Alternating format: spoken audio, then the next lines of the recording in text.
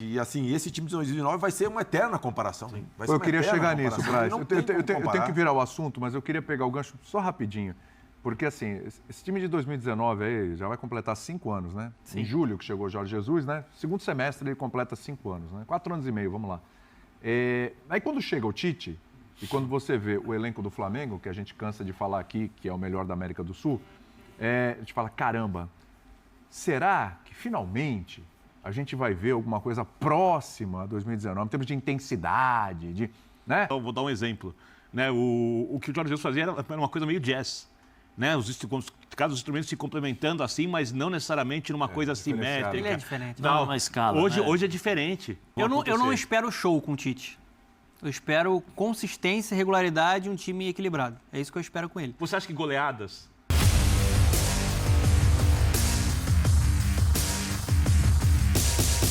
Salve, nação! Saudações rubro-negras! Temos aqui um vídeo especial. Espero que você assista até o final e você irá ver os números de Tite, de Sampaoli, JJ, Renato Gaúcho, Paulo Souza, Rogério Ceni, todos os treinadores que passaram pelo Flamengo desde a época de Abel Braga, galera. Tem também o Dorival Júnior, tem o Domenech Torrente, tem todos esses técnicos e eu vou trazer para vocês aqui os números em aproveitamento. Para você, quem foi o melhor em aproveitamento? Cara, eu sei que a memória puxa pelos títulos, mas você vai se surpreender, é isso aí. Os números vão mostrar para você quem foi o maior vencedor no Flamengo em percentual nos 20 primeiros jogos.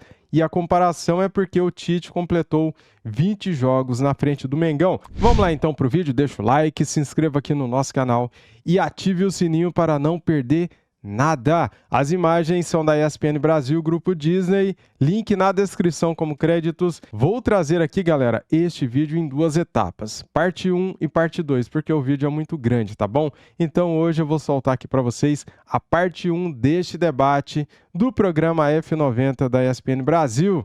Vamos lá pro vídeo então? Assista até o final que tá bem bacana. Simbora. Vamos lá, o Vasco não foi para cima do Flamengo. Agrediu quando precisou, foi estratégico. Sim.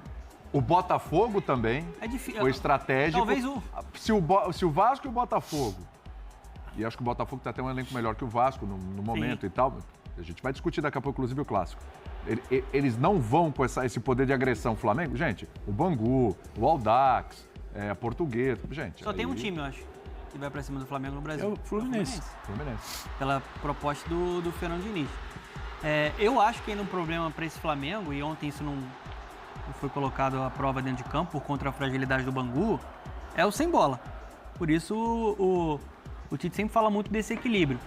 2 jogos o Flamengo foi um pouco mais testado nessa parte física e ele mostrou que ele cede brechas ainda para o adversário. Um foi aquele amistoso contra o Orlando City. Uhum. O Orlando foi perigoso. É muito cedo ainda. Né? Muito cedo, muito embrionário. Né? E o outro foi contra o Vasco. O Vasco, pela proposta do Ramon, decidiu, obviamente, esperar um pouco mais, mas era um time muito competitivo para desarmar e muito perigoso, principalmente bola aérea, né, nos contra-ataques. Tinha uma situação que o Flamengo vai viver muito ao longo da temporada. Vai viver, eu acho. Ainda ganhou o jogo, Andona. Sim. 2 oportunidades claríssimas. Sim. Teve o Léo Pereira salvando e teve o pênalti perdido também pelo Gabigol.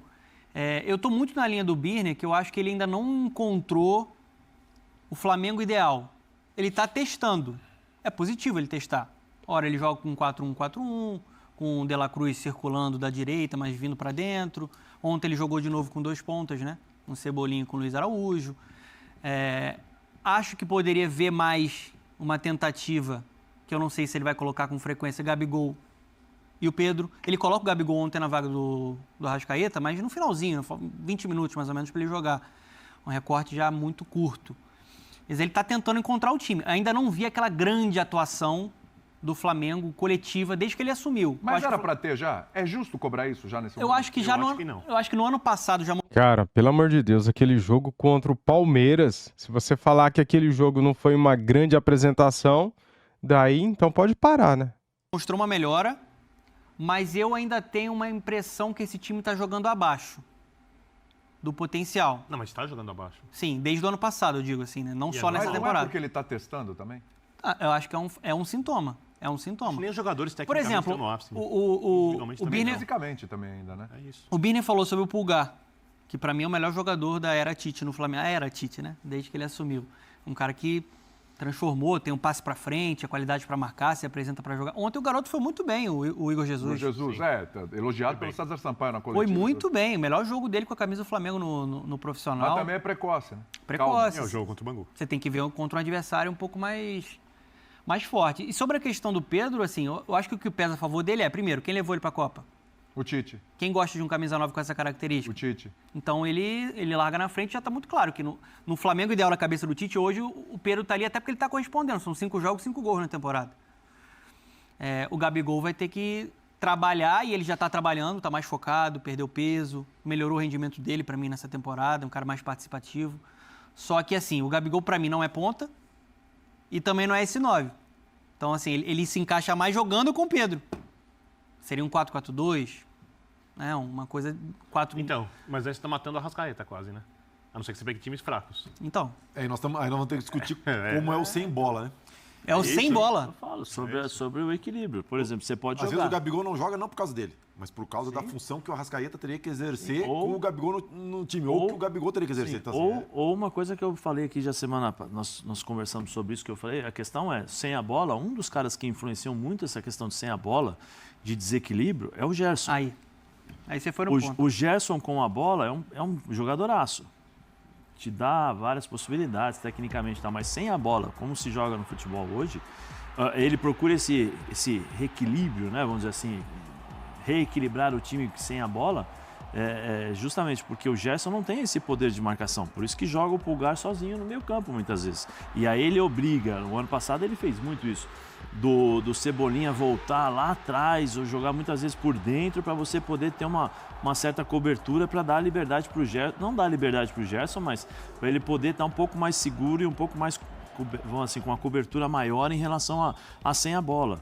Aí, como eu falei, nenhum jogador aqui, se o Arrascaeta, nós estamos discutindo que o Arrascaeta não pode ser intocável, o Gerson também não. Mas aí são duas compensações já, né?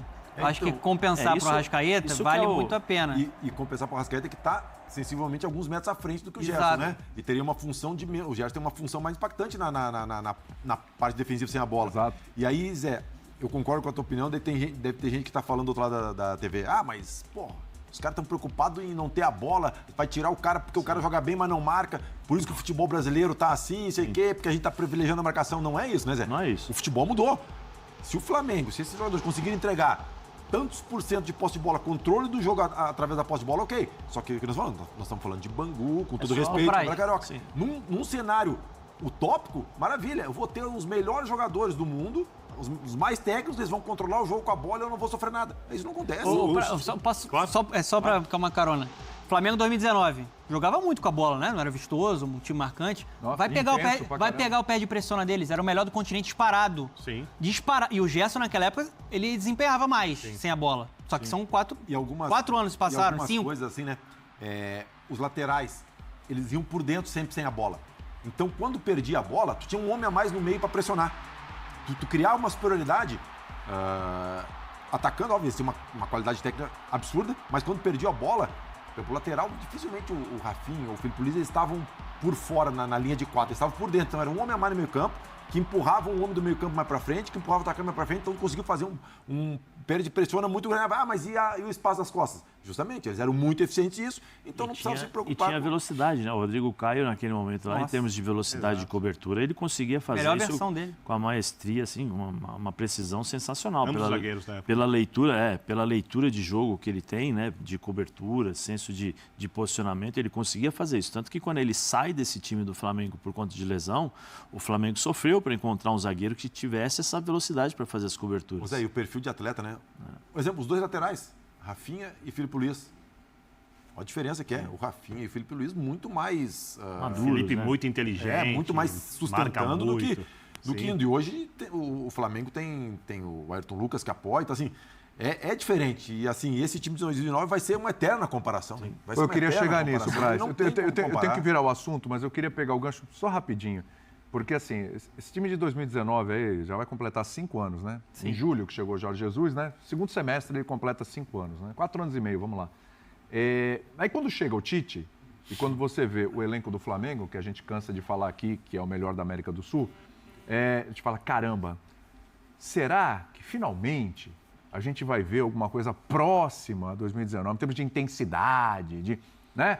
É cedo, calma, né? Estamos no comecinho e tal, mas olhando lá na frente e entendendo como o Tite pensa o jogo, né?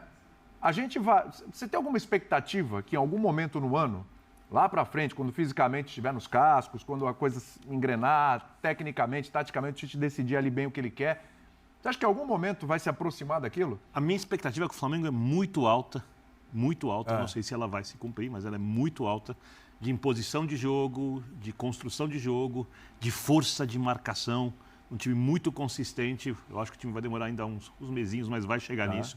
É a minha aposta, não tenho certeza se vou ganhar essa aposta, mas vai ser muito diferente do que foi. Porque aquele era um time, o Praz já falou sobre o posicionamento dos laterais, aquele era um time que o Arão ficava de um ali, o Gerson vinha por dentro, o Arrascaeta abria na esquerda, o Bruno Henrique entrava como segundo centroavante, o Gabigol era o centroavante que se movimentava, o Everton Ribeiro era o meio que também construía. Era um jogo totalmente diferente da ideia de jogo do Tite. Era um jogo muito mais caótico, no bom sentido, né? Um jogo muito menos previsível, muito mais maluco, né? Não sei se as pessoas gostam de música, eu vou dar um exemplo, né? O que o Jorge Jesus fazia era uma coisa meio jazz, né? Os instrumentos se complementando assim, mas não necessariamente numa coisa simétrica. Ele é diferente. Não, na escala. Hoje é diferente. Hoje é diferente. O Tite é tudo muito mais organizado. Se funcionar,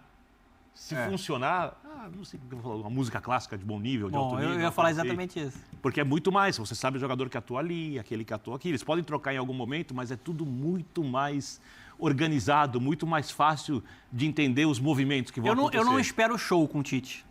Eu espero consistência, regularidade e um time equilibrado. É isso que eu espero com ele. Você acha que goleadas sempre são shows? Eu acho que naturalmente elas podem até então acontecer, mas não vai ser... Perfeito. Eu acho que é um jogo que você consegue neutralizar os pontos fortes do adversário e colocar seu modelo em prática, já está ali uma superioridade. Isso eu espero com o Tite. Por isso que a gente está sendo chato aqui, né? Porque o Flamengo ganhou 3-0 ontem. A gente teve grandes atuações do Pedro, mas a gente está projetando o que realmente interessa lá na frente. Exatamente. Que ele falou sobre equilíbrio. É o sem bola, como é que ele vai encaixar esse time. Ele tá testando diferentes sistemas aí nesse início de temporada, acho completamente justo. Mas acho que a comparação com o time de 2019... Eu citei 2019 para dar um exemplo sobre a questão do sem bola, né? Porque sim. A gente fala muito de um time encantador, mas era um time que batalhava muito também sem a bola, pressionava muito. Só que, assim, eu acho até injusto a gente achar que esse Flamengo tem que repetir aquilo. Acho que dificilmente alguém vai repetir. É um outro técnico, são outros jogadores, alguns mais velhos que estão lá. Mas eu acho que eu também tenho expectativa muito alta com o Flamengo nessa temporada. Não havia disputa por posição, né? Também. Era mais fácil trabalhar, né? Também. Sim, disputa por posição. Hoje, toda vez que o Tite escolhe colocar o Arrascaeta em campo, ele deixa um jogador de alto nível fora.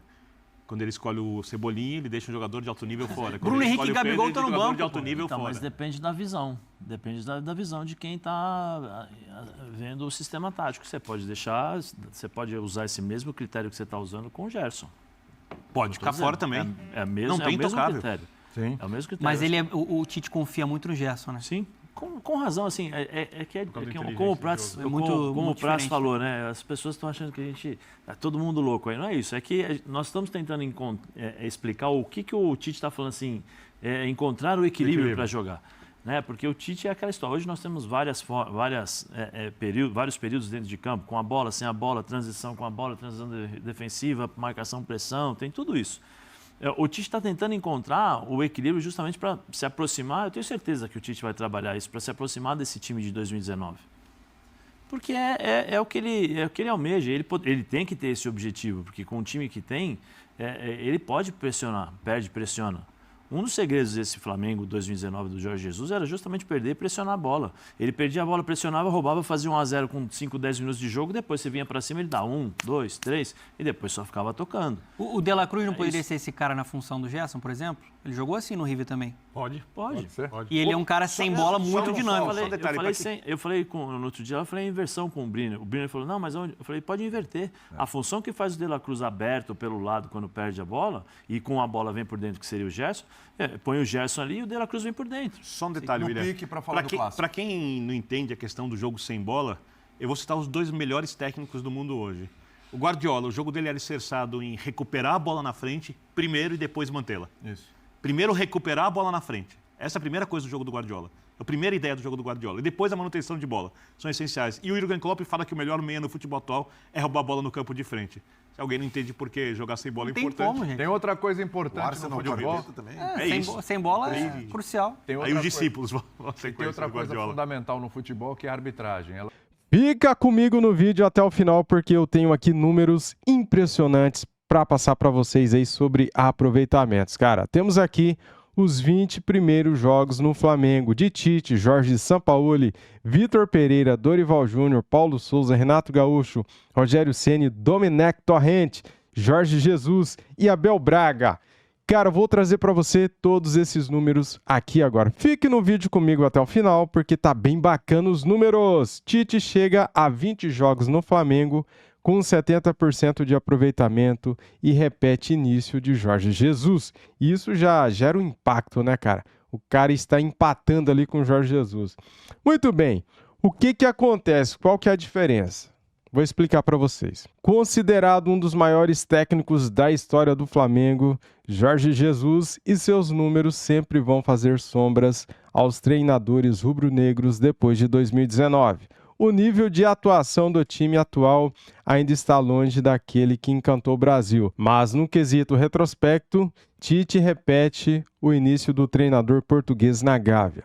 A vitória sobre o Bangu por 3-0 na última quinta-feira em Aracaju pelo Campeonato Carioca foi o 20º jogo de Tite à frente do Mengão. Somando a reta final de 2023 e o começo de 2024, o aproveitamento do gaúcho no cargo é de 70% de aproveitamento, mesmo desempenho das 20 primeiras partidas de Jorge Jesus. A diferença é que a equipe de Tite venceu mais e sofreu menos gols em um recorte com Carioca, Brasileirão e amistosos, enquanto Jorge Jesus perdeu menos e marcou mais gols, disputando a Série A, Libertadores e Copa do Brasil. Isso faz total diferença, né, galera? Então, nessa daí você já vê que o Jorge Jesus está melhor do que o Tite, né? Mesmo empatando, as competições são diferentes, né?